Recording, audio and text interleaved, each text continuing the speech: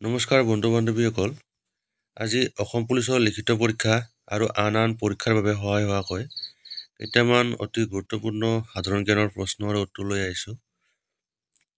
তো আজিৰ প্ৰথম প্ৰশ্ন হৈছে, প্ৰথম অসমীয়া উপন্যাস ভানুমতী কোনখন আলোচনীত প্ৰকাশ পাইছিল? ইয়াৰ শুদ্ধ উত্তৰটো হ'ব অপশ্যন ক, বিজুলী।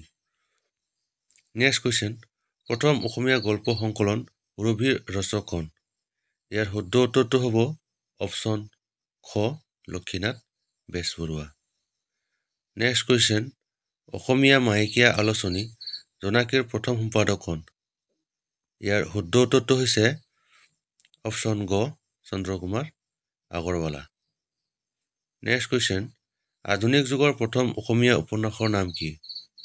ইয়াৰ শুদ্ধ উত্তৰটো হৈছে অপশ্যন ক, ভানুমতী। নেক্সট কুৱেশ্যন, প্ৰথম অসমীয়া দৈনিক বাতৰি কাকতখনৰ নাম কি? ইয়াৰ শুদ্ধ উত্তৰটো হৈছে অপশ্যন ক, দৈনিক বাতৰি। নেক্সট কুৱেশ্যন, মহাপুৰুষ শ্ৰীমন্ত শংকৰদেৱৰ গুপ্ত নাম কি আছিল? ইয়াৰ শুদ্ধ উত্তৰটো হৈছে অপশ্যন গ, গংগাধৰ কায়স্থ। নেক্সট কুৱেশ্যন, কোন চনত অসমীয়া অসমৰ চৰকাৰী ভাষা হিচাপে গ্ৰহণ কৰা হৈছিল? আৰু ইয়াৰ শুদ্ধ উত্তৰটো হৈছে অপশ্যন ঘ, 1960। 1960 চনত অসমীয়া ভাষাক অসমৰ চৰকাৰী ভাষা হিচাপে গ্ৰহণ কৰা হৈছিল। নেক্সট কুৱেশ্যন, গড়গাঁৱৰ পৰা ৰংপুৰলৈ ৰাজধানী কোনে তুলি নিছিল? আৰু ইয়াৰ শুদ্ধ উত্তৰটো হ'ব অপশ্যন গ, ৰুদ্ৰসিংহ। নেক্সট কুৱেশ্যন, সাহিত্য অকাডেমি পুৰস্কাৰ লাভ কৰা প্ৰথম অসমীয়া পুথিখনৰ নাম কি? ইয়াৰ শুদ্ধ উত্তৰটো হৈছে অপশ্যন খ, বনফুল। নেক্সট কুৱেশ্যন, কোন চনত ঘিলাধাৰী ঘাটৰ সন্ধি হৈছিল? ইয়াৰ শুদ্ধ উত্তৰটো হৈছে অপশ্যন খ, 1663।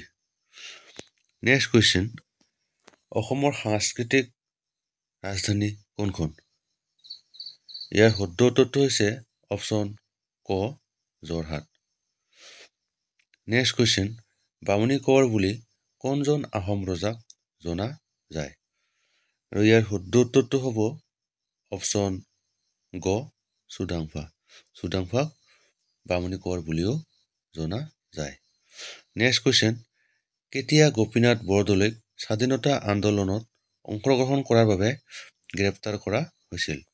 ইয়াৰ শুদ্ধ উত্তৰটো হৈছে অপশ্যন খ, 1922।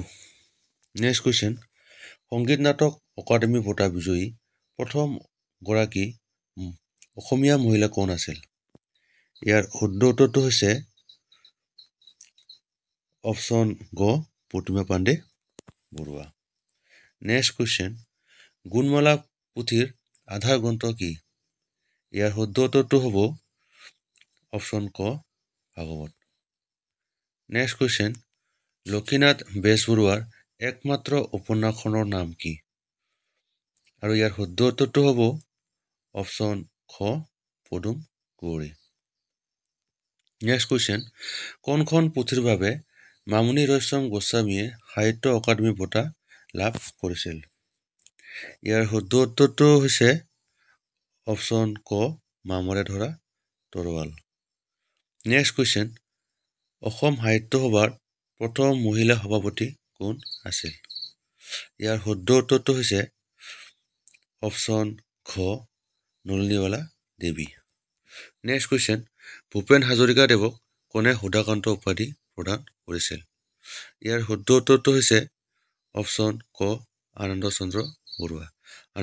আনন্দ চন্দ্ৰ বৰুৱাই ভূপেন হাজৰিকাদেৱক সুধাকান্ত উপাধি প্ৰদান কৰিছিল। নেক্সট কুৱেশ্যন, শংকৰদেৱৰ জীৱনৰ শেষ হোৱা সময় ক'ত কটাইছিল? আৰু ইয়াৰ শুদ্ধ উত্তৰটো হৈছে অপশ্যন খ, কোচবিহাৰত। নেক্সট কুৱেশ্যন, কুৱেশ্যন নম্বৰ 21, প্ৰিয়তমাৰ চিঠি কবিতাৰ কবি কোন? ইয়াৰ শুদ্ধ উত্তৰটো হৈছে অপশ্যন খ, হেমচন্দ্ৰ গোস্বামী। নেক্সট কুৱেশ্যন, অসমত ইংৰাজৰ বিৰুদ্ধে প্ৰথম বিদ্ৰোহ কোনে আৰম্ভ কৰে? ইয়াৰ শুদ্ধ উত্তৰটো হৈছে অপশ্যন ক, গমধৰ কোঁৱৰ। গমধৰ কোঁৱৰে প্ৰথমে ইংৰাজৰ বিৰুদ্ধে বিদ্ৰোহ আৰম্ভ কৰিছিল। নেক্সট কুৱেশ্যন, অসম এছ'চিয়েশ্যন কেতিয়া গঠন হৈছিল? ইয়াৰ শুদ্ধ উত্তৰটো হৈছে অপশ্যন গ 1903। 1903 চনত অসম এছ'চিয়েশ্যন গঠন হৈছিল। নেক্সট কুৱেশ্যন, অসমৰ প্ৰথমখন সংবাদপত্ৰ অৰুণোদয় কেতিয়া প্ৰথম প্ৰকাশ হয়? আৰু ইয়াৰ শুদ্ধ উত্তৰটো হ'ব অপশ্যন খ 1846। নেক্সট কুৱেশ্যন, প্ৰথম অসমীয়া কথা কবিতাৰ ৰচক কোন? আৰু ইয়াৰ শুদ্ধ উত্তৰটো হৈছে অপশ্যন খ যতীন্দ্ৰনাথ দুৱৰা। নেক্সট কুৱেশ্যন, প্ৰথম অসমীয়া ভ্ৰমণ কাহিনীখনৰ নাম কি? ইয়াৰ শুদ্ধ উত্তৰটো হৈছে অপশ্যন ক বিলাতৰ চিঠি। বিলাতৰ চিঠিয়ে হৈছে প্ৰথম অসমীয়া ভ্ৰমণ কাহিনী।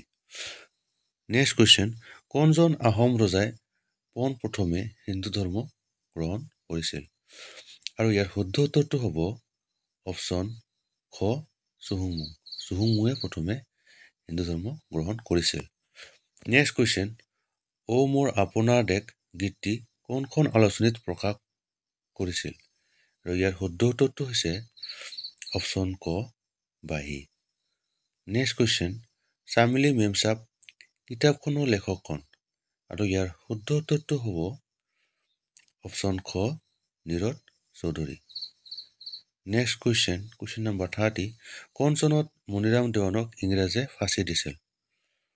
ইয়াৰ শুদ্ধ উত্তৰটো হৈছে অপশ্যন খ 1858। নেক্সট কুৱেশ্যন, অসমৰ প্ৰথম মহিলা মুখ্যমন্ত্ৰী কোন? আৰু ইয়াৰ শুদ্ধ উত্তৰটো হৈছে অপশ্যন খ Anowara টাইমুৰ। Next question, question number 32, ৰাষ্ট্ৰীয় বঁটা বিজয়ী প্ৰথম অসমীয়া মহিলা কণ্ঠশিল্পী হৈছে? ইয়াৰ শুদ্ধ উত্তৰ হৈছে অপশ্যন খ তৰালী শৰ্মা। নেক্সট কুৱেশ্যন, কোনখিনি সময়ক অসমীয়া সাহিত্যৰ ৰোমান্টিক যুগ বুলি কোৱা হয়? আৰু ইয়াৰ শুদ্ধ উত্তৰটো হ'ব অপশ্যন খ 1889 চনৰ পৰা 1940 চনলৈ। নেক্সট কুৱেশ্যন, আজিৰ লাষ্ট কুৱেশ্যন, প্ৰথম অসমীয়া আধুনিক নাটকখনৰ নাম কি? আৰু ইয়াৰ শুদ্ধ উত্তৰটো হৈছে অপশ্যন ক ৰাম নৱমী। ৰাম নৱমী হৈছে প্ৰথম অসমীয়া আধুনিক নাটক।